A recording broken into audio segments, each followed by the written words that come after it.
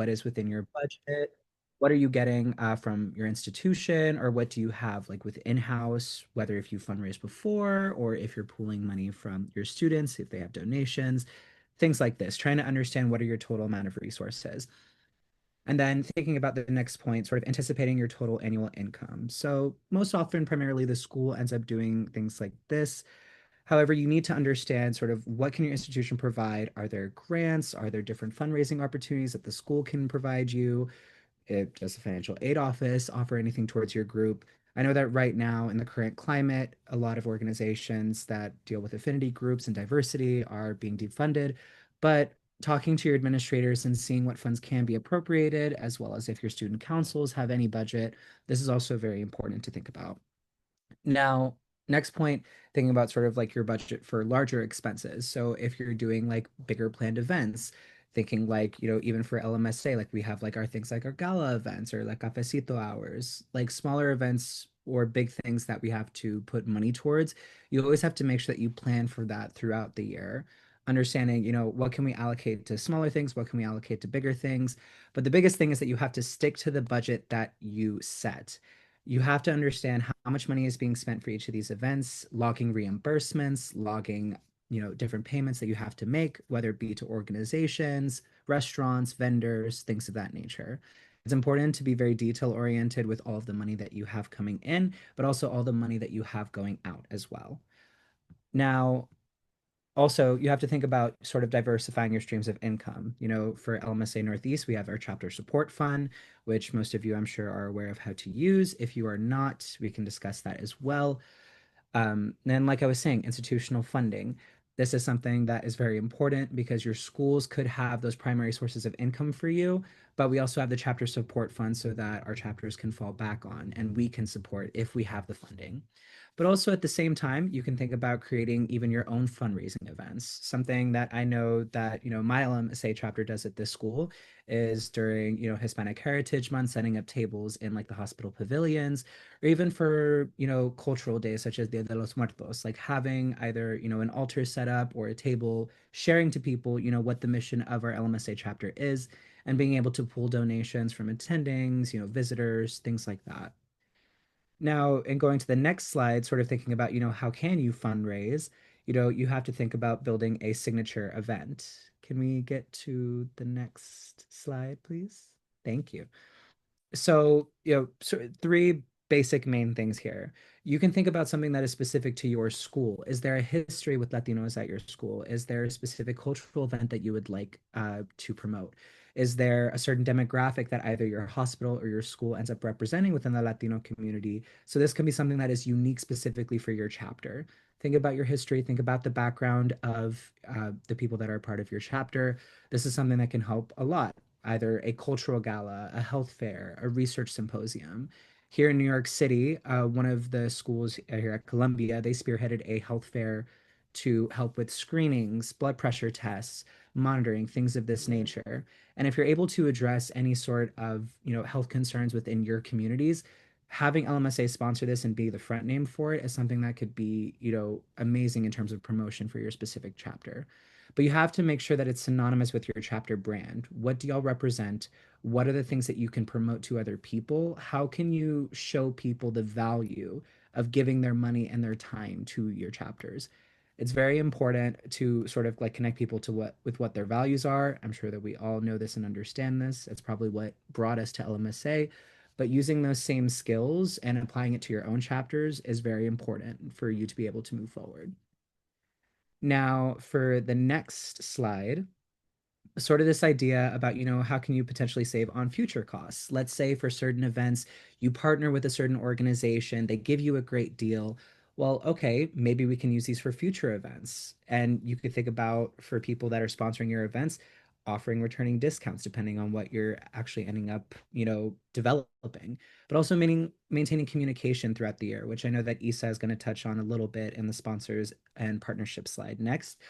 But having that constant communication, being in contact, whether it's with email, sending them newsletters, sending them updates, having them on your social media accounts, ways that they can see, okay, the money that we gave you, are you using it well? Are you doing events? What is going to be the impact that you have?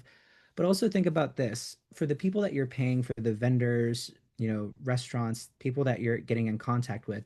It's not just about, paying them money so that they can provide goods and services, but thinking about ways that you can help each other both ways. So is it like, are you sponsoring their business? Are you sponsoring them as a vendor? As much as they're giving money back to you, it has to be a two-way road to be able to continue those partnerships, making relationships so they can move forward through the future. Now, that is the end for our slides, and I would like to hand it over to Isa, I believe, who is next, and she'll talk to you a little bit more about, communication, collaboration, and getting all that together. Hello. Excellent. Thank you, Dan, for getting us started. So, thank you to all who are here today, taking time out of your lovely Wednesday to chat with us about all things partnerships and fundraising. So, some of these are some of the things as I brainstormed some of the topics to chat with you all today. I'm happy to share some of the examples. So I am a current M2 at New York Medical College, and I serve on the Northeast East Board as the sponsorships and partnerships chair.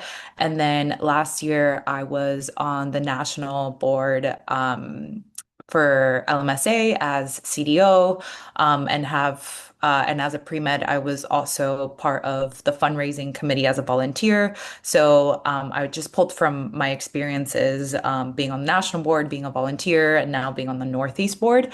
So first, collaboration is super, super important. So I know Dan mentioned that there was a school here in New York, Columbia, that spearheaded a health fair. And I think one of the things that made that event as successful was the collaboration. So we are navigating difficult times. That's not something that's unknown to any of us. And what I think Columbia medical students and their LMSA chapter did great was they collaborated with other organizations in the medical school. So I know they had BALSO, which is the Black and Latino student organization, and then they invited other medical LMSA medical school chapters in New York City and the greater area to come and also be a part of that event. So it was a simple email that got sent by one of the Columbia Med students. And all of a sudden, there's 10 medical schools that are attending this health fair.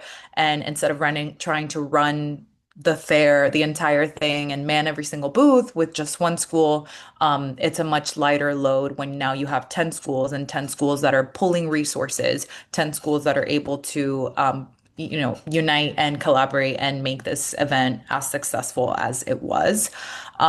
So you want to look at who is in your area, who you can reach out to, and keep a running list of what organizations, what chapters are nearby, whether that be at the undergrad or graduate level. I don't know if we have anybody on the call that's part of LMSA Plus, but you want to tap in and start building those relationships because they could lead to really awesome collaborative events. So that goes into making connections. So again, I mentioned research, what organizations support LMSA. Of course, you don't want to be sending out emails to organizations that are not going to align with the mission of LMSA, especially now. So, be strategic in who you're reaching out to because sure, you could be sending 101 emails, but if none of those organizations actually care about LMSA or their mission, then you're not being as productive with your time. So I'd say take the time to look through make a running list of organizations in your area, what their mission statement is, and you're going to know right away whether it's something that it aligns with our mission or not. And then you want to have an ask. So what is it about this organization that you want to collaborate with? So for example, I am chapter president at NYMC, and we literally just went through this process. Like we want to build connections with community partners. So let's go online, let's see what organizations serve underserved communities, serve the Latino community, serve the Black community, and let's see what each of these does. So one of them is an immigration center, the other one is a food bank. So when I'm thinking, how can I make that connection with them? It's going to be a different ask for each of those organizations. So the more specific you are in your ask and what partnership you're trying to establish, the more successful you're going to be in being able to establish that. Okay, reaching out to sponsors. So this is more so for the fundraising part. So I know our Northeast board has gotten started on this as we prepare for our regional conference coming up in March of next year. And reaching out to sponsors when I was a pre-med volunteer for the national board, they had a very methodological way of going about this. So LMSA already has a sponsorship package that they have created. So this is if you don't have something like this for your chapter, I'd say definitely take the time to put that together because investing in that now is going to make it so much easier for you for when you're reaching out to sponsors. So in that packet, you're going to want to delineate what is the event that you're hosting, date, location, target audience. For us, it's our conference. So we put all of the details of our conference there. We also include what is the purpose and the impact statement. We delineate what are the different sponsorship packages. So there's like gold, silver, bronze, depending on the donation that is made. And then I think this is a nice touch, adding past examples of successful partnerships. So like in last year's conference, there was 500 attendees, and this was the impact we have. And it could be a one-page summary sheet of what the impact in the community has been, because then that way you can show to sponsors, hey, look, this is what we did with your money. And so that last bullet point is a concise one page, probably not one page, but a concise sponsorship package that you want to have ready to pitch or to send for whenever you do meet a potential sponsor. So you can have it ready to send. And then cold emailing, my best friend loves to say, closed mouths don't get fed. And I live by this quote. So, super brief example. I was on a wait list for a medical school that I really wanted to go to, and I waited until the very last day, which was July 1st. But in order to get into New York Med, I had to commit by a certain deadline to secure my scholarship. Point is, I was like, no, I'm staying on this wait list. It's okay. I'm going to let go of the scholarship and it'll be what it'll be. I didn't get off the wait list. July 1st came around, and I was like, you know what? I'm going to send this email asking them if one, they'll take me back, and two, if they'll give me my scholarship back.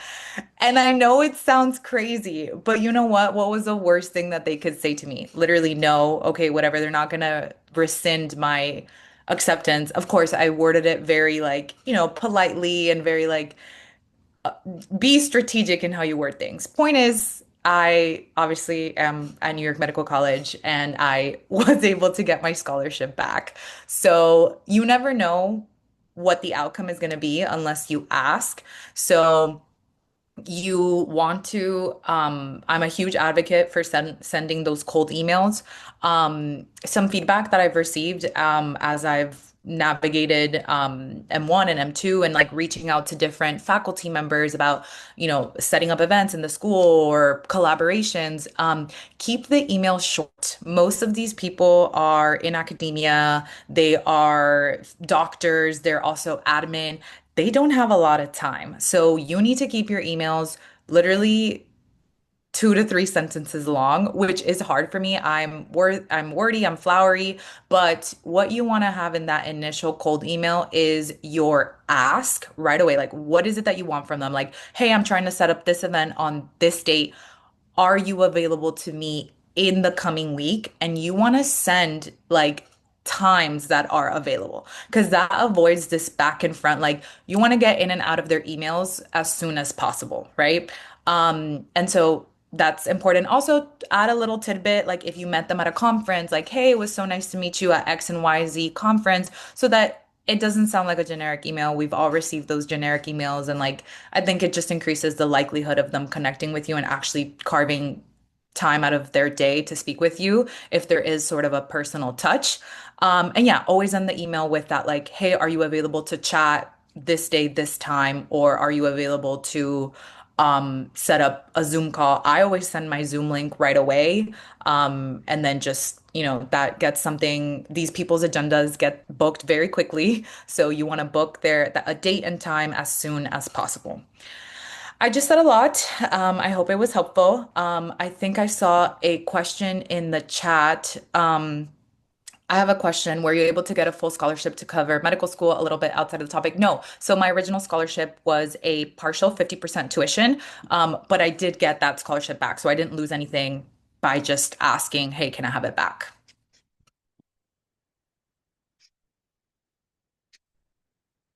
Okay, I'll pass it on to Boris. Great, Isa, thank you so much. And everyone, thank you so much for taking the time out of your busy days to learn some few skills with us. Isa and Dan, and definitely draw some gems that you guys can incorporate to your chapters, whether it's undergrad or medical school LMSA chapters. And I hope to add a little bit more to this discussion. First, I'm going to be going through a little live demo of some Canvas skills that you guys can try to implement if you're making your own flyers at any point. So I've been making flyers. I'm no graphic designer, but I've definitely made some bangers in the last few years. I've been making flyers since college. I was heavily involved in a lot of clubs since freshman year. So I have a little bit of experience that I can hopefully try and teach you guys. Because I think the first level of Canva flyer making just has to do with grabbing a quick template and then just running with it and then hoping for the best. But hopefully I can teach you guys a few things to take your flyers to the next level. First things first, we are going to go through, sort of like using the typical method, right? Let's say you want to make an announcement flyer for a House of Delegates that you have coming up. I would start off with the same way of just typing in I want it to be an announcement type of template. But the way that I go about my flyer creation process is that I don't just pick one, I pick a million, as you can see down here at the bottom, because I try to pick different aspects of each template that I can use to make the final template. So if we were to start from the beginning here by just searching through their pre-made templates, let's say I could scroll down and let's say I like this one. I might not like the background, but I know that I can find a different template with a different background.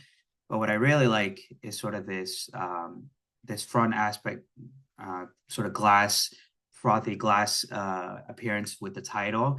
So what I would do is I would just find a million different other templates that have different elements or a different background that's a little bit more suitable. And then I would just take different aspects of them that I enjoy, put them all together, and sort of start getting creative with how I bring them all together. So, for example, with some of the templates that I picked out to make this final flyer, I ended up going with this template's title and sort of the theme that I had for the background, and then I ended up replacing the image that they had on that background to the image of the medical school that we're going to be attending for the House of Delegates, which is Penn State College of Medicine. I think another big tool, so that's one big way that you can sort of elevate your flyers by not just picking one simple template, but by going through various different templates that are related to the type of flyer that you want to make, and then sort of bringing together those aspects that, that you like from the different templates to make something new and something that's fresh and that no one else can make. And I think it's really fun, honestly. Like once you go through that process a few more times, it definitely becomes a little easier. Another pro tip for Canva is sort of the layer configuration tool that they have. I forgot how to pull it up here. I should use the shortcut Alt-1, and then it'll bring up all of the separate aspects. And I bring this up because Canva can get very complicated when you have so many different layers of different sort of figures on top of each other. So for example, here, if I wanted to steal the background, sort of these figures, there's a lot of things that get in the way. So I just press Alt-1, and then I just look through to see which specific figures I want to grab, and then I'll just copy it and paste it onto a different image. So just try playing around with that. It can get very complicated, but I think after, just trying it a few times, you could definitely sort of try to make more complicated flyers that stand out because, apart from securing sponsorships and securing money for, collaborative events, another thing that, they mentioned earlier is that you want to show the benefit, you want to show the outcome of that. And one way of doing that is by making excellent flyers, that show the pictures of the conference that you guys had together or the event that you guys made together, to try and make it a quick bite-sized package that shows the outcome of the partnership. So that was a little quick live demo of sort of my process of how I go about making flyers. It can take a little bit longer. It can be a little bit long in the beginning, but after you go through it, you can definitely speed it up, especially if you're cranking out a lot of flyers. So now, in terms of actually publishing these flyers and promoting your events on social media, definitely I want to start off with talking about who's going to be seeing your flyers, right? Whatever Instagram you're inheriting, you already likely have a few hundred, if not thousands of followers, or sets of eyes that are going to be watching your flyers. But I want to take it back to sort of the medical school LMSA chapter that Instagram that I used to run.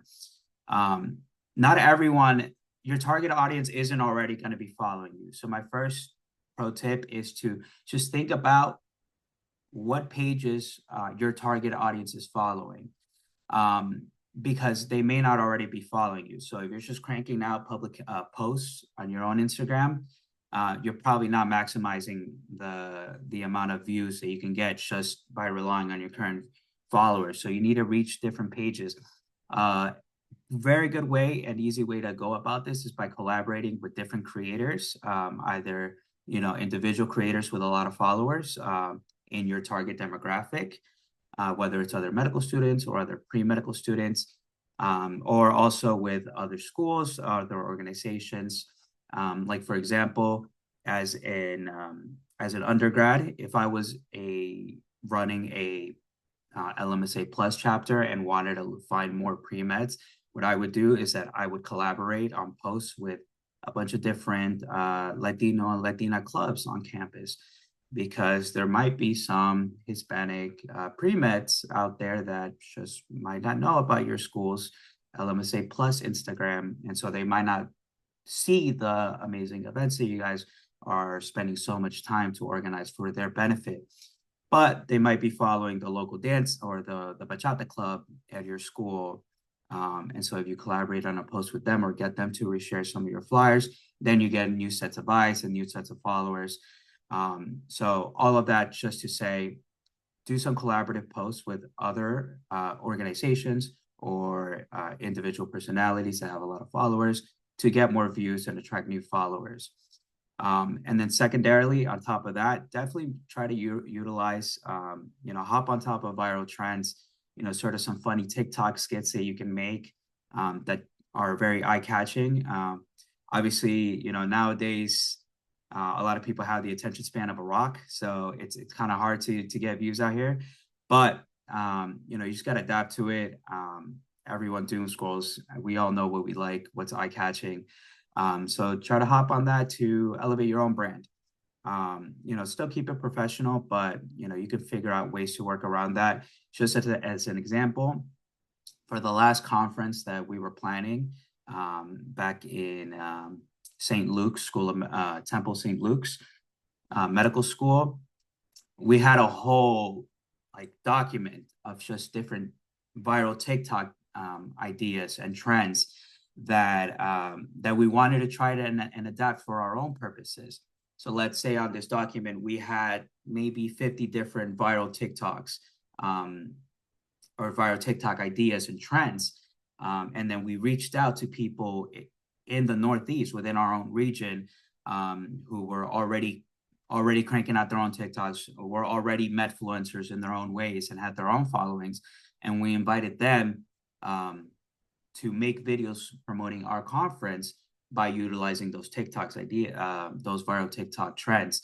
So that sort of combined these 2 points that I had. Number one, hopping on viral trends, but then number two, collaborating with other people to gain new followers and new sets of eyes on what you're trying to promote. And then in terms of number three, definitely, always got to be eye-catching visuals. Try to make the flyers, very quick to the point. Highlight in bold text with different colored text the information that you want to get out there, the dates, what you got to do to register for the events. Try to make them pretty. Don't overload with textual information, sort of like all the text that's on this flyer or sort of on this slide. Nobody likes to see that on a flyer. They're not going to read all that. Nobody likes reading nowadays. So definitely just try to make it quick, bite-sized information. And then in terms of actually going about posting for events, you want to try and keep a time frame that's not too far away from the event, because then people are just going to forget about it, or they're not going to know what they're going to be doing around that time. But you also don't want to make it too short and not give enough time for people to find out about your events. So general rule of thumb, 2 weeks to 1 month is a good time frame to post your event, and then continually, make a schedule. Either use Google Calendar or some sort of whatever method of organization that works for you to set a consistent time frame of reposting on your stories or reposting on GroupMe or anything like that. And then also get other people to reshare for you. That's just touching back on the point number one. If you're only just speaking to your own bubble of people that already follow you, you're not maximizing the amount of people that can attend your events or that are going to be seeing your flyers. So always make sure to stay number one thing is to stay consistent with the posting, because it's what helps keeps your analytics up and your views up over time overall. And so that's it for that. Now I just want to tie this in back to a previous discussion that we had in terms of advertising and promoting either your events or whatever partnerships you're trying to gain through email. So here's a little bit more detailed out ways of going about writing these emails. I won't touch on every aspect since Isa already did a great job of going through them. But the overall points that you want to remember is keep them very quick, very catchy. And if you haven't gone about, let's say if you're an undergrad in LMSA Plus or, a current LMSA medical school chapter leader, and you haven't gone about trying to reach out to different organizations, I do just want to add my 2 cents. It works. Like, you'll be surprised the amount of businesses or nonprofit organizations that have money set aside to help to do community programs with other local organizations. And you can even take it as far as your own wedding. I'm definitely sending my save the date flyer to Beyonce, a bunch of local organizations, because they'll give you money. There's money out there. You just go, you just got to go out and get it. As he said, closed mouths don't get fed. So don't be afraid to reach out. You never know where you're going to get. And if you get it, you can get an extra $500 for your local, for your potluck at your medical school chapter. It goes a long way. I think the main thing I'll focus on here that's a little bit different that hasn't been mentioned is that one method that worked well for me when I used to reach out to organizations as a chapter leader for my college fraternity. I would just keep the emails very short, as Isa said, maybe max 4 to 5 sentences, because nobody has time to read all that. But then I would also attach a sort of a page-long PDF that outlines all extra additional information in case people are interested and would want to find out more details right then and there, as opposed to reaching back out to you. They might forget to do that first of all, and then the time it takes for you to get back to them. So I think it definitely helped me clinch some sponsorships and partnerships overall from my experience. So it's a good little tidbit to add. And then you should say, hey, if you want to find out more, definitely feel free to reach back to us at any point with any questions. But also, we've attached this PDF with more information for you to read at your convenience. And then lastly, with the tone, keep it professional, but also enthusiastic. You want to be promoting your event with a happy tone, but you want to get straight to the point and not waste anybody's time. So that's it for me, and sort of my tidbits that I hope can help anyone out in any ways. Always welcome to answer any questions. And thank you guys for your attention. I'll pass it back to FDN. Well, thank you guys. That's essentially all the information that our presenters had came up with. They dropped a lot of gems tonight, and I really appreciate the effort that they put in. I'm gonna invite everyone to ask any questions at this moment if there's any lingering questions. I know I see one here in the chat. It says, "Thanks for the information. If we want to collab with other chapters and promote the Northeast, do we need approval?" I'm gonna assume that so if you're talking about like collaborative posts on Instagram, yeah, I mean the approval would come from me. I run the Instagram, so you could just go ahead and request it. In terms of different aspects as to whether it'll get approved, it just depends on like the appropriateness of the flyer and the scale of the event. Just because we are an entire region, we do represent the entire region. We might not accept a post that has to do with a potluck just for an individual medical school, but we definitely will help you promote. We definitely will accept a collaborative post on sort of like an event, a regional event that brings together different medical schools, sort of like the New York City Inter-Medical School Health Fair that was done last year. So absolutely, those events will definitely accept. But even if we don't accept the collaboration to have it on our page, we'll still definitely promote it on our story. So always feel free to tag us.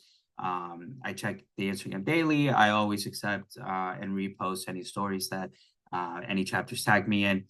And even if they don't tag me, I'll just be scrolling on it and then just reshare any exciting events or strong, good work that our chapters are doing throughout the region.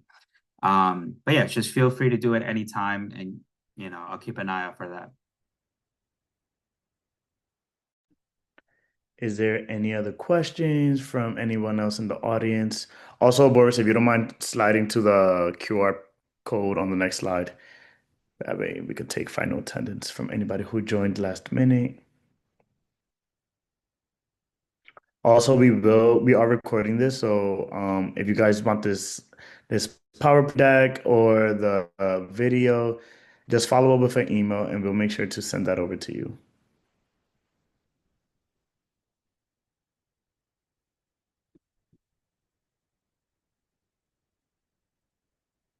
Okay, well, I don't see any questions in the chat and I don't see any questions or hands raised. So with that being said, this concludes the end of our presentation. I hope everyone enjoyed it. And thank you all again for joining us. And it was a pleasure. Take care, y'all. Thank you, Abdel. Thank you, everyone. Have a good night. Thank you, Abdiel. Good night. Thank you, guys. Bye bye. Bye.